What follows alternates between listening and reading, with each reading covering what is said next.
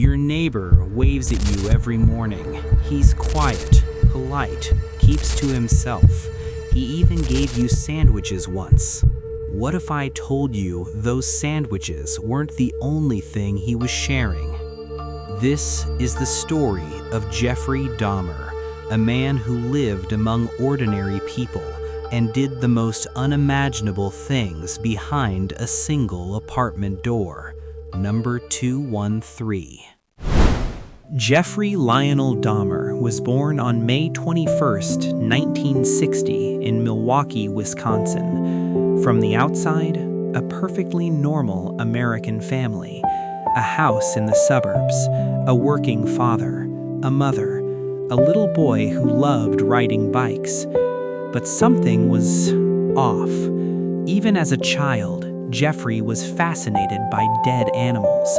He'd collect roadkill, dissect insects, keep bones in jars. His father thought it was just curiosity, science maybe. It wasn't. By high school, Jeffrey had become an alcoholic.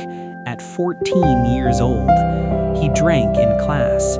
He drank before school. He was slipping, and nobody caught him. And then, at 18 years old, his parents divorced. His mother left. His father moved out. Jeffrey was left completely alone. June 18, 1978. Jeffrey Dahmer was 18 years old. He picked up a hitchhiker named Steven Hicks, 19 years old, just a kid, heading to a concert. Jeffrey invited him home. They had drinks, they talked, and when Steven tried to leave, Jeffrey hit him with a barbell twice, and then strangled him to death. His reason? He said, and I quote, "I didn't want him to leave."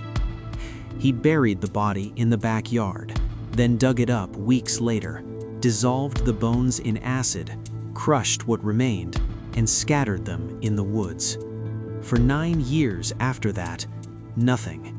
Jeffrey went to the army, got discharged for alcoholism, moved in with his grandmother in Wisconsin, and the world had no idea what was coming.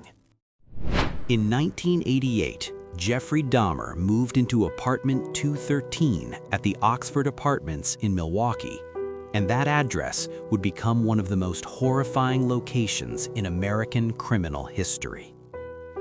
His hunting ground was simple: gay bars, bathhouses, bus stops. He'd find young men, mostly Black, Latino, and Asian men, and offer them money to come home with him. For photos, he'd say, for company.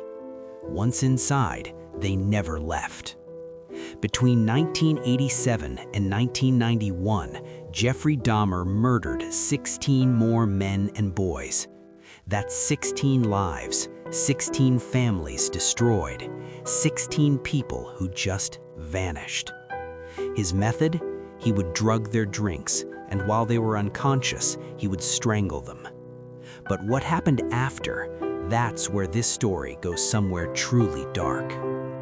Jeffrey Dahmer was not just a murderer, he was a cannibal. He preserved body parts, he kept skulls as trophies. He believed in his twisted mind that by consuming his victims, they would stay with him forever. He was terrified of being abandoned, and this was his solution. May 27, 1991.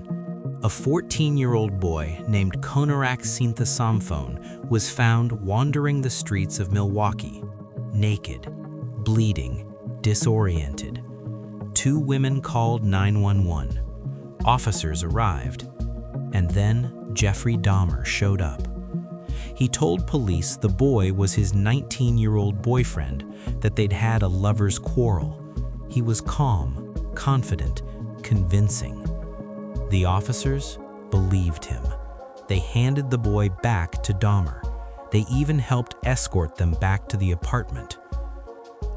Konerak Sinthasomphone was murdered that same night. He was the 13th victim, a child, and he had been standing right in front of people who could have saved him.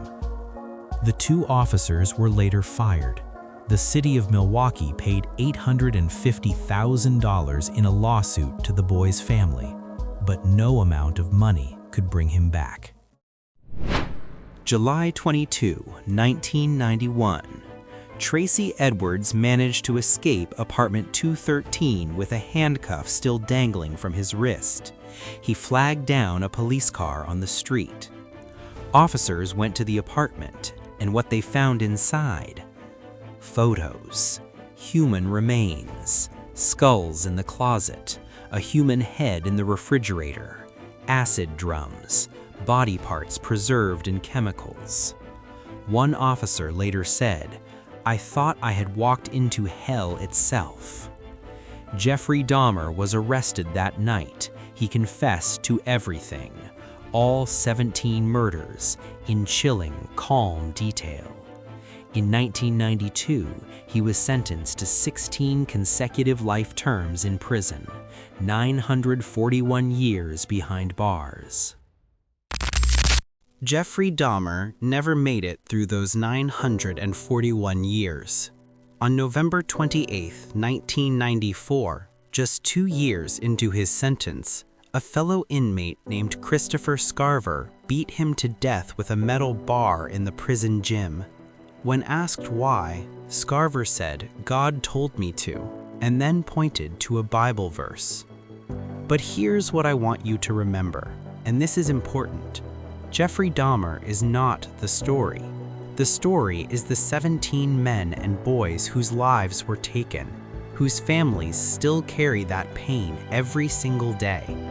Steven Hicks, Konerak Sinthasomphone, Tony Hughes, Errol Lindsay, and 13 more names that deserve to be remembered, not just as victims of a monster, but as human beings who had dreams, families, and a right to live. The scariest part of Jeffrey Dahmer's story isn't what he did behind that apartment door. It's how many times the system failed to stop him, how many warning signs were missed, how many lives could have been saved. Number 213 no longer exists. The building was torn down in 1992, but the questions remain. How does a person become this? And more importantly, how do we make sure we never look away again? If you made it this far, thank you for watching. Drop a comment below. Do you think the justice system failed in this case? And don't forget to subscribe, because next week we're going somewhere even darker.